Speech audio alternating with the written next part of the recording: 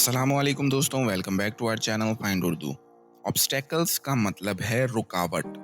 जब हम किसी काम या मकसद को पूरा करने में किसी तरह की रुकावट या मुश्किलात का सामना करते हैं तो उसे ऑब्स्टेकल्स कहते हैं। फॉर एग्जांपल, अगर आप एक नए प्रोजेक्ट को शुरू कर रहे हैं और रास्ते में किसी भी तरह की रुकावट आ जाती हैं, जैसे कि टाइम की कमी या फाइनेंशियल मुश्किलात, तो वो सब रुकावटें या ऑब्स्टेकल्स होंगी। Despite facing many obstacles, she never gave up on her dreams. बहुत सी रुकावटें आईं, मगर उसने अपने ख्वाबों को कभी हाथ से नहीं जाने दिया। ये था दोस्तों ऑब्स्टेकल्स का मतलब और एक मिसाल। उम्मीद है अब आपको समझ में आ गया होगा। मिलते हैं नेक्स्ट वीडियो में। शुक्रिया।